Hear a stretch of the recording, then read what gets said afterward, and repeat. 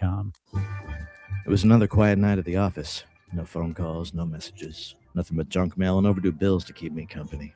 Seems nobody wants to hire a real private dick anymore, a professional like me. A guy who does the detective work nobody else wants to do. A guy who wears hats and walks around in a black and white world. I began contemplating a more profitable line of work, like politics. We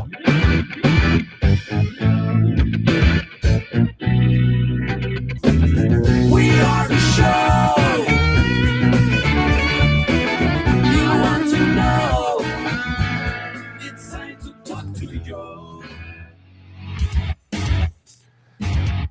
All right, folks. Good morning. Good morning. Welcome to the Wednesday edition of the Joe Mangiacotti Show here on AM 830 WCRN. I'm Joe Mangiacotti, and for the next hour, of course, you can join the conversation at 508-871-7000. That's 508-871-7000. Hey, our text line's up and running, 617-297-8388, 617-297-8388. And don't forget, guys, this station, WCRN Radio, streams 24/7 to the TuneIn app. That means you can take us anywhere. I love that feature. I use it on my phone all the time. In and out of the car, in and out of meetings all day. Doesn't matter. You don't miss a thing. Or you can tell Alexa to play WCRN, and she'll do that, no questions asked. Today, behind the glass back at HQ, flying the board, he'll get you set up and into the studio for two-way talk and conversation. And, of course, we do stream the show all the time to the station's Facebook page, my social media, Facebook, X, Twitch TV, LinkedIn profile, Rumble channel, of course. And as of a couple of weeks ago, we're on Instagram, or at least I hope we're still on Instagram. So lots of ways to watch, a lot of ways to listen. We don't have a lot of time, but always a lot of stuff to cover in. So that was something in New York yesterday. Zohran Mamdani and the socialist capture of New York City, in essence. Did you kind of know it was coming? Because, look, you got a combination of things, right? Because the voter turnout is usually low and the real activists get out there. And I think they're tapping into something here. But the bottom line, guys, New York City gave America a warning shot, a wake-up call, if you will. And not a warning from conservatives, not a warning from Republicans, not even a warning from the moderates. It's a warning from inside the Democratic Party itself. See, Mamdani, the Democratic socialist who rode into City Hall on promises of free buses and government-run grocery stores and rent freezes, higher taxes, class warfare, just provided something very important. He's not a fluke. That wasn't an anomaly last year. He's building a machine. And this week, that machine won. And the three candidates that have been backed by Mamdani, they won the Democratic congressional primaries in New York City. Not school committee races or dog catcher, not symbolic protest races. No, congressional primaries. Brad Lander defeated Congressman Dan Goldman in New York's 10th. Now, Dan Goldman's in the news for something else. I'll talk to you about that in a second, because that's disgusting, but we'll get to that. Brad Lander took out a sitting congressman. Then this Claire Valdez, right, won the Democratic primary in New York's 7th. It's an open seat that used to be held by longtime Congressman Velquez. And then now there's Chevalier.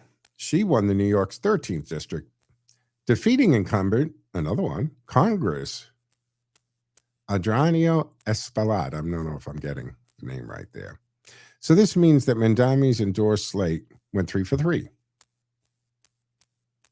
could argue that's better than Trump sometimes. I mean, Trump's done all right in the primaries too, but these are primaries. You know, the generals are different, but New York is a very blue state. And the absence of a viable, true old-fashioned Democrat, and would an old-fashioned Democrat, would a Democrat of my parents' Democratic Party stand a chance in New York today? So let's understand what this means, right? It's not just one socialist mayor winning one unusual race. This is a socialist wing of the Democratic Party expanding outward from City Hall to Congress. This is a movement that is learning how to win primaries. They're learning how to defeat the incumbents. And we've seen the play for years, right? Primary, you go a little left, and then general election, you swing to the middle. You move to the middle. Now, that is going to aggravate a lot of the base, the leftist base that puts you through the primary. But a lot of them understand what you have to do for the general. And then you've got Carvel, right? I was going to say the lizard guy. That Carvel's down there, who's straight out telling the Democrats, that's okay, do that. Say whatever you have to say, get elected, and then do what the hell you want when you get in there. Use that as a method. It's very Islamic, isn't it? You're allowed to lie, cheat, and so forth to get in. And then you can be who you really are. Now, one of the biggest names knocked off, as I said, was Dan Goldman. And that's probably the shockwave one. But they are. This shows that they're learning, right, to win the primary, defeat the incumbents, organize young voters, use the language of affordability, right, because people are frustrated. They're tapping into that frustration. Replace old-line Democrats with candidates even further to the left. And I don't think when it comes to the general in New York, they're even going to bother to try to see moderate at all. And I want you to remember something about Goldman. He's not some conservative Democrat from a swing district. This is Dan Goldman. He's the Trump impeachment lawyer. He's the MSNBC-friendly Democrat. Wealthy, progressive, reliable, anti-Trump voice. Even if Goldman is not left enough for New York City Democrats anymore, then the Democratic Party, they have a serious problem. He's beaten by Lander. He's the former New York City comptroller, a progressive ally of Mandami, a figure deeply connected to the same left-wing ecosystem now taking over New York politics. So the question is not whether Republicans can beat Democrats. The question is whether traditional Democrats can survive their own socialist base. Because what we're watching in New York is not normal party politics. Or is it? This is ideological purge, right? The old democratic machine, it's being challenged by the new socialist machine.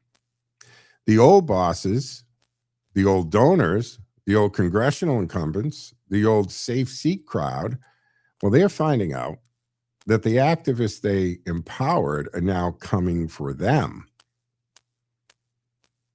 I mean, when you look at AOC, she's not particularly known to be the brightest bulb up on Capitol Hill, is she? But she relates to her constituency, even though she couldn't define what that word means. She's good in the social media arena. And she has old school Democrats a little bit afraid because they don't want to aggravate her that she decides to support somebody like her to challenge them in a primary, because if she puts her social media and her appearance and her endorsement behind that person, there's a good chance they can knock a old school Democrat that's been there for several election cycles right out. And this is how revolutions inside parties work, right? First, they say they only want a seat at the table. Then they demand the influence. Then they primary you and they replace you. Then they tell you this has been democracy all along. Now, the press is going to tell you this is about affordability. They will say voters are angry about rent and groceries and transit, childcare, the cost of living. And yes, people are angry, and they have every right to be angry, sure. But socialism always starts by pointing to real pain. And especially in New York City, high rent is real. with a real estate background and stuff, I love to watch the. I have a couple realtor friends in New York, but then there are others that have good social media presence, and they like to do the one bedroom, the most unique one bedroom, the cheapest one bedroom in Soho or one of the neighborhoods of New York, and a shoebox studio that you have to walk through the boiler room, behind the laundry room, in a basement is still $5,800 a month. Rent is ridiculous in New York. You know what else is ridiculous? Crime, because crime is real there.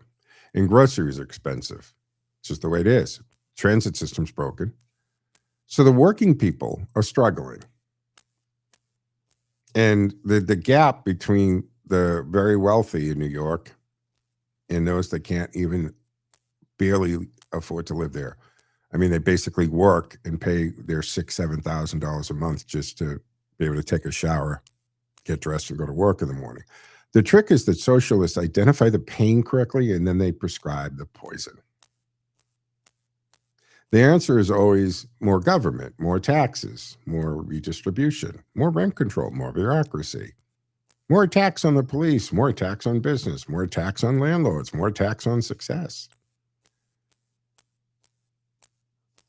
This Griffith thing and Mandami, with him out in front of his $238 million penthouse, I mean, that's a whole nother story I'll do maybe Sunday, because the ripple effect of Mandami thinking he was clever, standing out in Ken Griffith's penthouse and attacking him for, God help him, for being successful. Now, this is a kid from Florida who had nothing growing up, but he was good with numbers, got himself into Harvard, actually set up in Chicago. When he saw the crime in the way of life degrading in Chicago, he relocated to New York. And then Mandami singles him out of all the billionaires. Well, that's a whole nother story we'll get into, because not just him moving out because of the pay-a-teo tax on your second home. There's a multi-billion-dollar project skyscraper that Griffin was into. And now he's talking about shifting that to Florida. And there'd be literally thousands of high-paying construction jobs that go with them. I'm getting off the point. But here's the thing. Leads to all those things, right? More tax on the landlords and the police and the business. And then when the city gets worse, they blame who and what? Capitalism. New York City, it's a laboratory now. It's a big social experiment. Mandami won City Hall. Now his allies are winning congressional seats. Next, they will push the Democratic caucus for the left, right? They will pressure Hakeem Jeffries, he's going to be losing his mind. And I don't think he's particularly camera friendly. I don't think he's too articulate. I don't think he's smooth. I mean, when we look at the Jeffrey Epstein emails and stuff, they're trying to, sell Hakeem Jeffries to Jeffrey Epstein as, a new generation or a new Barack Obama. Not even close. But anyway, they will demand committee assignments. They will push anti-Israel policy, if not total divorce of Israel, anti-police policies, more wealth taxes, and of course you're going to get some Green New Deal, economics sprinkled in there, and full-blown socialist affordability agenda. And Republicans, you should pay close attention. Because this is not just a New York story. This is the face of the Democratic Party's future if the adults in that party do not stop it. The socialist left is organized. It's disciplined. It knows how to use primaries. And you know what else it knows? It knows how to use TikTok. Activists, tenant groups, unions, campus politics, and grievance language. Love the buzzwords. And if it knows how to make radical ideas sound like kitchen table concerns, government-run grocery stores become food affordability. Anti-police ideology becomes public safety reform. Tax hikes, well, they just become fairness. Rent freezes become housing justice. Socialism becomes democratic socialism. And suddenly the radical becomes the normal.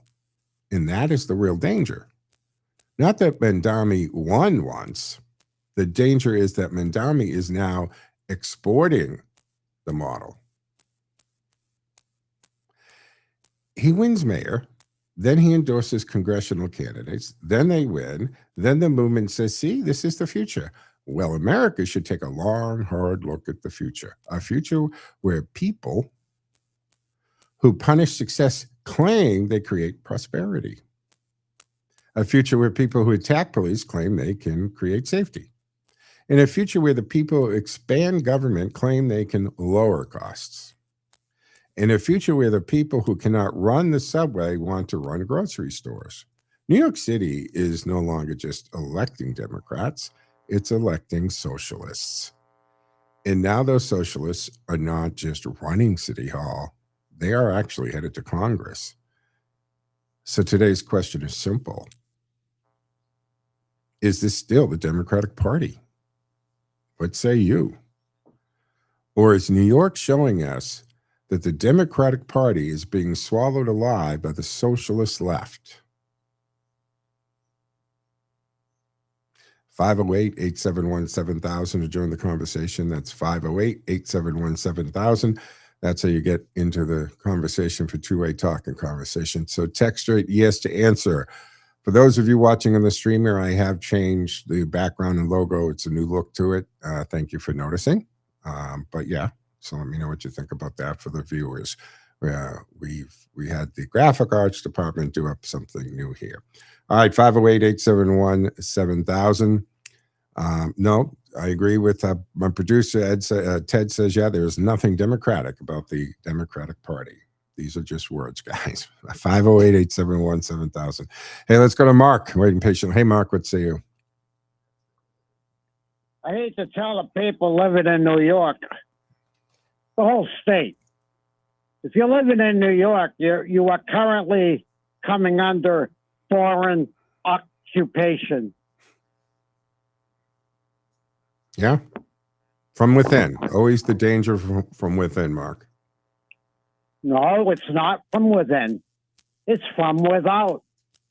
It's the globalists who are backing these and financing these knuckleheads like Magdani and AOC. It's not most of it isn't American money. It's foreign money, globalist money. And they're using these idiots like AOC and Magdani as useful idiots like Stalin did on the takeover of Russia by the communists, 1917. You know, it's the same thing going on all over again, 100 years apart. That's what's going on. Yeah. Actually, you make a good point. The American people don't see it. They don't see it. You're right. But here's the thing, Mark. And Mark, you make a good point, and we'll dive down on that because now that we're, you know, the between the cuts in the USAID and the Department of Justice and so forth, they've been in Besset, by the way, and they have been tracing. And this is a story, and we'll be touching on it. They've been actually tracing this money back. A lot of the money funding these protests, the anti-Jewish ones, everything that gets riled up is coming back to some Chinese billionaires. They're coming back to the Soros Foundation, and they're coming back to other billionaires. What about sometimes what about the Southern poverty? Oh my God! Southern poverty. What about the Southern Poverty Law Center? Absolutely. Look where that money's coming from. Most of it's coming from overseas, from globalists. Yeah. Look, this is the big picture. And the thing is, Mark, this was all supposed to be the behind schedule. This was all supposed to be happening with the whole new world order and the globalist type of view of the world back to 2016, because they really just assumed that Hillary Clinton was going to be that president in 2016. And Trump the Trump election in 2016 absolutely surprised, more so than Trump himself, but it surprised them. They really totally underestimated the undercurrent in the mood of the country, and that is why there hasn't been an election done the same, the proper way since. I mean, the next day after the 2016 loss, they decided they're all rigged. Yeah. All the elections are rigged. Why don't you say it? They're all Well, rigged. I do say it They're- constantly. I say it. Yeah. Constantly, and in I say it. Massachusetts, and in Massachusetts too. Yeah, absolutely. We got a real serious problem, and the American people better wake up, or you ain't gonna have a country anymore. Yep, you're right. Mark, thank you for the call. I appreciate it. Always a good point. Yeah, look, we only have an hour here on Wednesdays, but I've got all kinds of stories in reporting that is investigations I can point to of constant voter fraud all the time. And I always love a good voter fraud story, because for the years that I sat behind this microphone and said, this doesn't smell right, 30 point, nothing makes sense, it doesn't work that way, that's statistically impossible, yada, yada, yada. And I get the text telling me how stupid I am and this and that. Here's the thing. It's all coming out. Now, it wouldn't come out if the Democrats were still in the Oval, if the Democrats were still in charge of the Department of Justice and the intelligence agencies and everything else. Now, that's another thing. Tulsi Gabbard, who on her decision left the DNI job because her husband has become very sick. And it's not a soft firing or anything.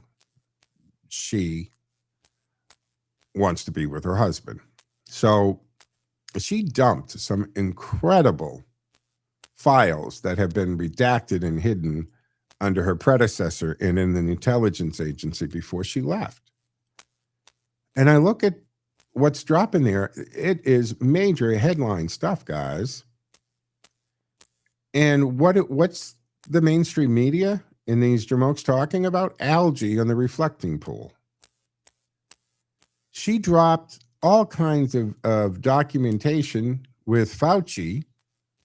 And remember, guys, back when that was all going on, we're talking years now, because the original reports that came out about the fact that those three researchers who sent him that 2:00 in the morning email, and we only found that out when the emails were subpoenaed and they were released, that they were writing Fauci saying, this is absolutely, as all the earmarks, this is a lab. He scrambles over the next few hours, tells them that they're going to get this, $12 million funding grant, but they have to come out and re-examine this, that it's not a lab leak, a penguin or something, right? So he then has the paper that these three scientists write, which they clearly understood they have to write it because it's contingent on this new grant from NIH. So they do it. And then he takes that, goes to the intelligence communities in the government and says, see, look at these three scientists. They can tell you, look what they tell you. It's this circle, right? And they go, okay, all right, well, you be our man. Fauci is a criminal. Why do you think Joe Biden, and he went for it? You have to go seek that. A president or the people handling the president at the time don't just randomly say, hey, let's do a 10-year pardon on anything this guy may have done over the last decade. No. Fauci went and he requested it. He asked for it. He was preemptively covering his butt. That's what he was doing there. And now Rand Paul is looking to pull him back in under oath because Tulsi Gabbard dropped this information. She dropped a bunch of other stuff too that we're not talking about enough. I will. I've got time on Sunday to do it, which I think is it's a nutshell. What's wrong with the media? And the media is leaving it, as we say, right? A good leaving alone, because what did they do with Fauci for years? Since 2020, since the outbreak of the pandemic and all of that, they accepted everything that Mental Midget put out and as gospel. And even if you had the same credentials, and don't forget, a lot of the doctors and scientists who asked them questions and said, well, actually, herd immunity is very viable, or question the report, or what do you mean, right? I mean, that, who's the comedian that did that on one of the late night shows? It was hysterical because he's one of them and he's saying, are you kidding me? The Wuhan virus breaks out in the town of the Wuhan virology clinic, and you're saying, I wonder what could have happened here. And he did the whole Hershey, Pennsylvania chocolate breaks out thing. If you questioned it, and remember, a lot of those doctors and scientists that asked the questions that said, wait a minute, this doesn't, add up. 2 + 2 isn't equaling 5 here. They were deplatformed and called names, and their careers were threatened and sometimes ended.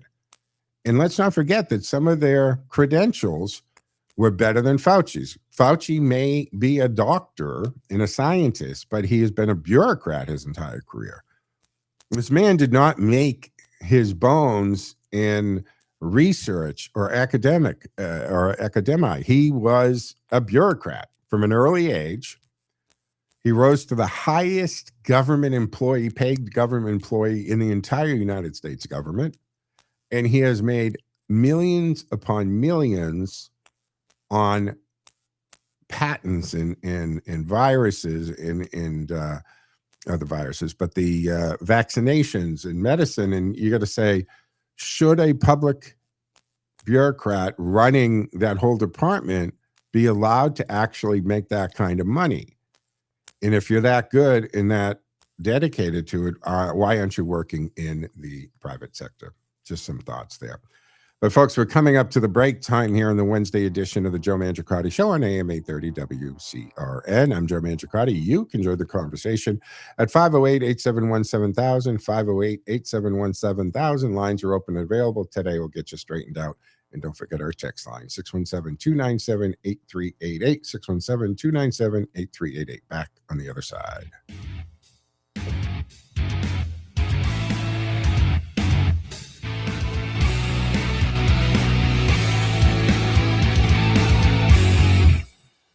WCRN.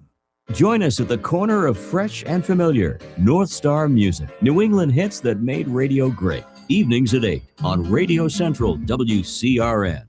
Folks, life is too short to drink bad coffee. If you love coffee the way I do, then you need to try Gatan Farms coffee. That is premium Guatemalan coffee, grown in fertile volcanic soil, the mountains of Guatemala, the kind of environment that produces deep, rich, smooth flavor. Serious coffee drinkers appreciate. Visit GatanFarms.com, or even easier for WCRN listeners, go to bestcupofjoe.com. That's bestcupofjoe.com. Gatan Farms coffee, from the volcanic islands of Guatemala to your cup. Taste the difference.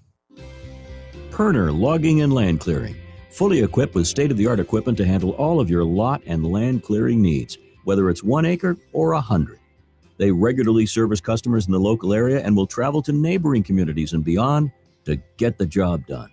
Now, whether you're doing new construction, renovations, or clearing land for a new development, the Perner Logging and Land Clearing team of experienced personnel makes small or large jobs run efficiently, giving them the ability to always keep the competitive edge. They'll quote your job from something small to hundreds of acres, factoring in all aspects, including the wood salvage value, if any. In addition, they have the right equipment for each size job, making for the most efficient job site possible. For every job, Perner Logging and Land Clearing make sure the client's goals are the main objective. Call Perner Logging and Land Clearing today for a free estimate, 978-270-9916. That's 978-270-9916. The best Italian cuisine served by some of the nicest folks you'll ever meet is at Ziti's Italian Trattoria. It's fine Italian cooking at the Speedway Shopping Center, 290 Turnpike Road in Westboro. It's like sitting down with your family for an authentic home-cooked Italian meal. From intimate dinners to catering for events of all sizes. From pizzas and calzones to classic Italian dinners. Every meal at Ziti's is one you'll remember. Head on down to Ziti's, 290 Turnpike Road in Westboro.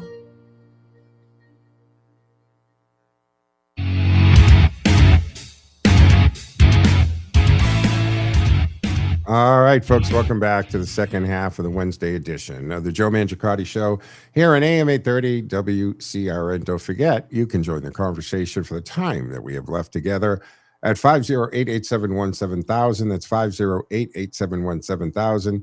And, of course, the text line at 617-297-8388. Thank you. A couple texts liking the new logo or the new look and new background. So thank you. That took a little while to settle in on that. So real quick, because Mark brought up a good point about the elections, and he said, look, I've been talking about that for all kinds of time, right? Just over the years, I've always said, look, this doesn't make any sense.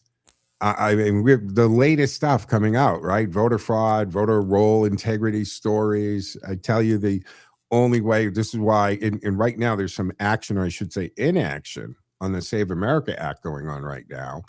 And they're saying, well, maybe, why don't we get maybe 80% of what Trump wants on this? Look, to bring back integrity to elections, you got to go to paper ballots.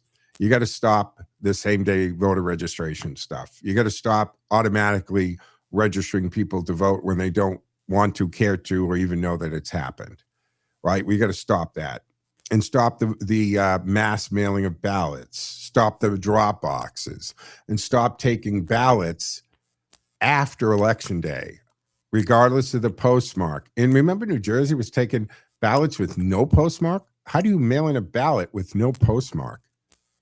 I mean, what's wrong with you? You're just not connecting all the synopsis there. I mean, right now, just a few days ago, on the 22nd, DOJ announced that 3 non-citizens pleaded guilty in separate federal cases in South Florida to illegal voting, right? And related election offenses. DOJ says that the defendants admitted they voted in federal elections despite knowing they were not eligible. It was a Brazilian national, a Haitian national, and a Cuban national. This is not theory, guys. These are guilty pleas. Only citizens vote in federal elections. That's supposed to be the floor, not the ceiling here. Another one from June 1st, right? Filipino national charged with voting as a non-citizen.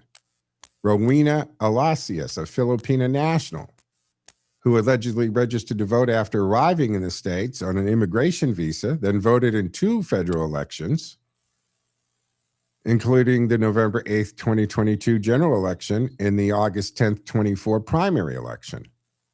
The problem is not that the person casting the ballot here. The problem is the system that let the registration get through. And then, of course, Massachusetts. We had illegal alien use stolen identity, got a real ID, and voted in the 2024 elections, right? May 29th, 2026, Lina Maria Alvario Hernandez, a Colombian woman unlawfully residing in Boston. She has been sentenced to 33 months in prison after living under a stolen identity for more than 20 years. It was so deep that she got the Massachusetts ID, including our real ID, with the little star, and receiving more than $400,000 in government benefits. So she's been convicted of fraudulent voting. And the DOJ says that she actually voted in the 2024 presidential election with that stolen identity. That's the trifecta, right? Immigration failure, identity failure, benefit fraud, voter fraud, all in Massachusetts. And there were 4 citizens charged with illegally voting in New Jersey. This goes back to a May 1st story. 4 resident aliens in New Jersey were charged in separate criminal complaints for registering to vote while non-citizens, falsely attesting they were U.S. citizens. They knew what they were doing. And these were federal elections. And then making false statements while applying for their U.S. citizenship. David Newilly, Jaketh Beadle Exum, Ida Korish, and Alabadania Vig. They're all defendants. So they allegedly voted first, then told immigration officials they had not registered to vote, and that turns the election integrity into an immigration screening issue too. And that's why you have some of these blue states who actually are refusing to cooperate with the federal government with the voter rolls, because what do we want to do? We want to scrub the voter rolls against immigration. And they're petrified of what they're going to find. And when you have members of Congress, Democratic mayors of Congress, who in their mind, they say they don't want to do this because that could, wait for it, result in less Democratic voters. Isn't that admission of guilt by stupidity? And there's more, right? DMV, North Carolina, another 6 non-citizens there voted. I can keep going through these stories. We don't lack these stories, guys. The question, it used to be the argument, there is no voter fraud. Okay, what about this story? What about this one? What about the? All right, there's voter fraud, but it's not a lot of voter fraud. Whoa, okay. Tons and tons and tons of stories. Okay, so there's a lot more voter fraud than we admitted, but not enough to change an election. Okay, well, wait a minute. When we get into tens of thousands of votes in certain areas, and if you do all of, yes, it would have actually. Because we don't elect presidents by popular vote. It's the Electoral College and the electoral votes. And no, Ted, yeah, the Democratic Party is not Democratic anymore. And if you had a doubt about that, the installation of Kamala Harris as the candidate in 2024 should have alleviated all of those concerns. 508-871-7000. Let me jump to the phones before I move on to the next subject. Ken in New Hampshire. Hey, Ken, what say you? Hello, Joe. I got the punchline to your story. Fantastic. Hello to this. What's up? Now, in the old days, 10 plus years ago, I was a scout watcher of Sunday morning shows, all the politics. Oh, yeah. I was a fan. I'd spend hours. Of course, thankfully, I've switched to CRN on Sunday mornings, and I like that a lot better. Thank you. Given what the TV have to offer. But, I do follow YouTubers who do follow the Sunday shows. Did you hear what Chucky Schumer said on one of these shows? No, tell us. Get a load of this.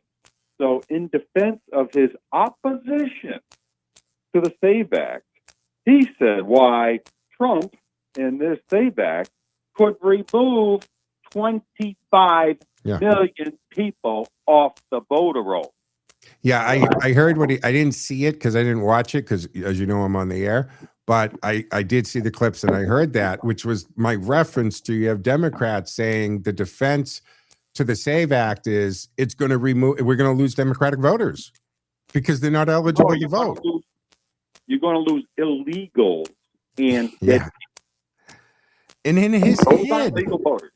And think about that, Ken. In his head, there's no filter that says you shouldn't say that out loud. Like, that doesn't make you sound intelligent, good, or even an ounce of integrity. But they don't have that filter. No, Joe, Chucky's gone. He knows he's gone. He's desperate. He's yelling at his team and saying, yeah, don't you realize we have to keep this game going? We're going to lose 25 million voters. Yeah. No, I agree. But it's too late, Chucky. You're dead. That was obvious last night. Chucky's future gone. Yeah. Well, he has months left as a politician. Yeah. All of these guys, I mean, first of all, look how wealthy they all become. And this is across the board, Ken, right? It doesn't matter which side of the aisle, Republicans, Democrat, and look, independent. I mean, the funny thing is, the biggest spokesperson of the Democratic Party isn't even a registered Democrat, Bernie Sanders.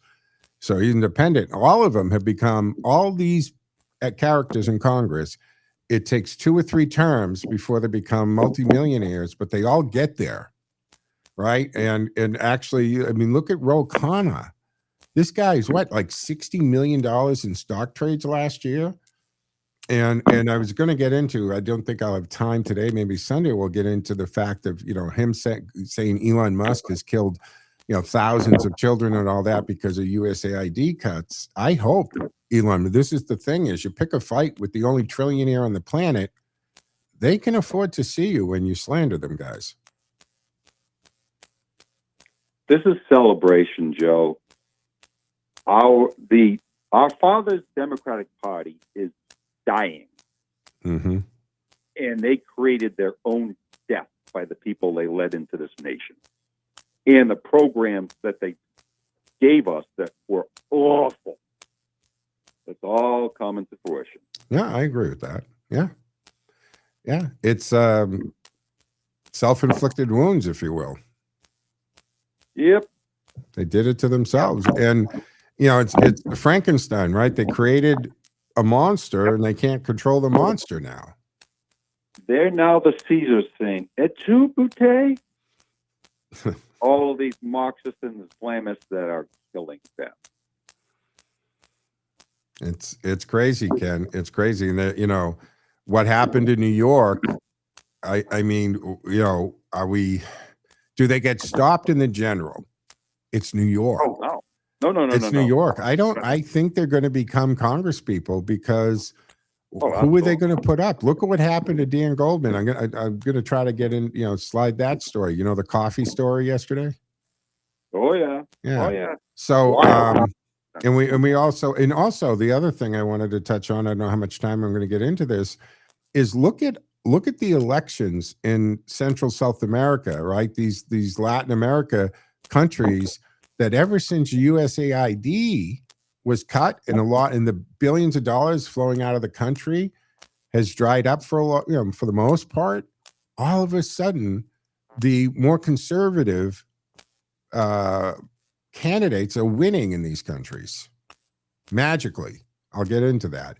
So look, it's all connected. Everything's connected, right? We got to keep looping this stuff back so people start to put the dots together and you start to see this, and you got to step back and look at everything going on. The massive voter fraud, the massive number of illegals with the wide open borders. And this was during a pandemic when American citizens were locked down and masked up and forced to take shots against their will with the word experimental in it. Meanwhile, millions of people unmasked, unvetted, unknown, lost across the border. Where was Fauci's, concern there? In the BLM riots, remember? They had no problem with thousands of people protesting shoulder to shoulder in sweaty, gross protests. But you couldn't have a church service in your car in the parking lot. You couldn't swim in the Pacific Ocean all by yourself. You couldn't walk on the beach all by yourself unmasked. The liquor stores could stay open, but mom and pop hardware stores couldn't, but Home Depot could. I mean, there was no rhyme or reason. Massachusetts, right? Where you get 9 o'clock, but Friday and Saturday night, I think we could be open or out till 10:30. That's a very intelligent virus, Ken, that can tell the time. And it knows it can't infect a person after 10:30 on a Friday and Saturday or after 9:30 on a weekday. It's crazy. Final thought, Ken? So many talking points, like fish in a barrel. You got your lefty neighbors, point it out to them, make them defend it. They can't. You said it. Thanks for the call, Ken. Always appreciate it. Good call. 508-871-7000, folks, to join the conversation. Lines open and available. We got till the top of the hour. And, of course, Doug Rowan comes your way at noon, as he does every weekday, for that matter. I referenced that. I just want to get this thing in, man. So, Rep. Dan Goldman, the guy who got knocked out last night, he went to Potisha Coffee Shop in Brooklyn. And I guess so he takes his 7-year-old daughter. They stop in for coffee.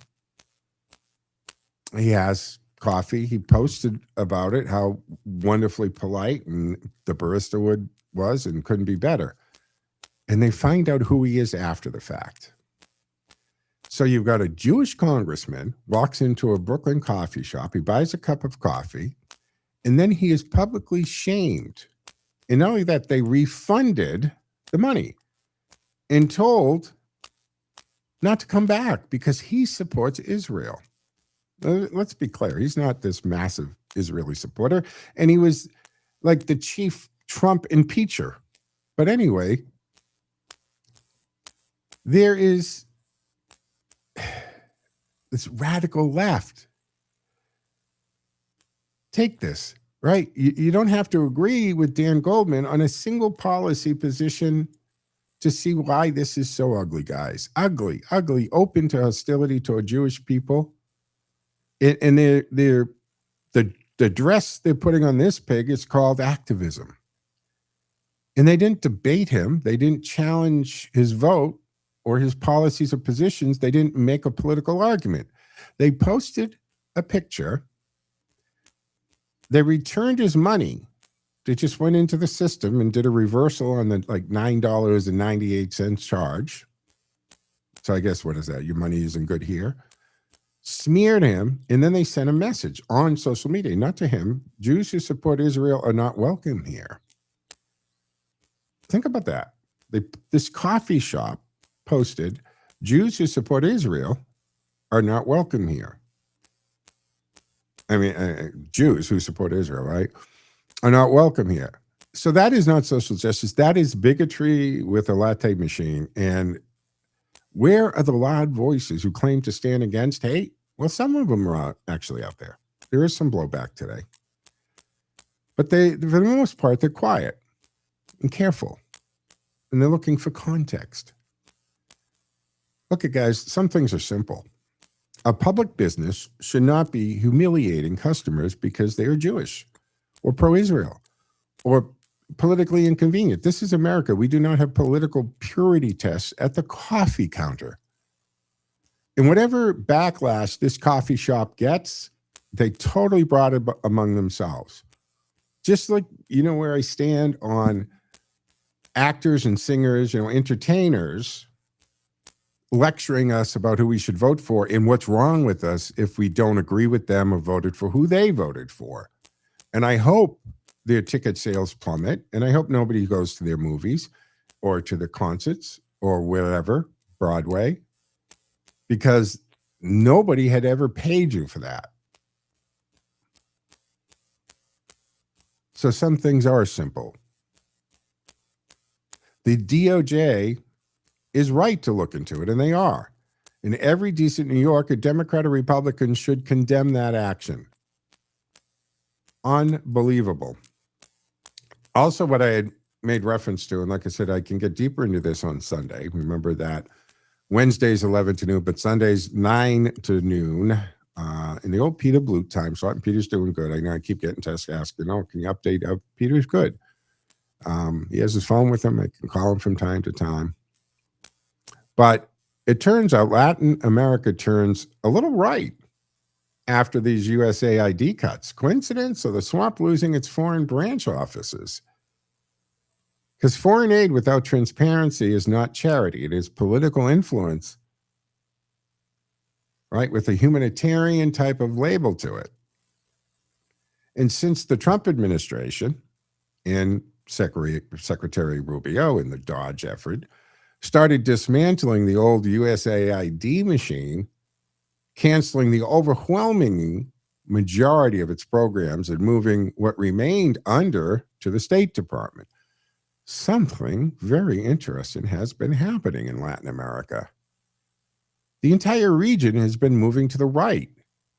Chile elected Jose Antonio Cast. Bolivia broke nearly 2 decades of socialist mass dominance and elected Rodrigo Paz. Peru is on the verge of putting Fujimori in the presidency. Ecuador reelected Daniel Nobega. Honduras elected Asfara. Colombia just elected Esperella. Costa Rica elected Fernandez.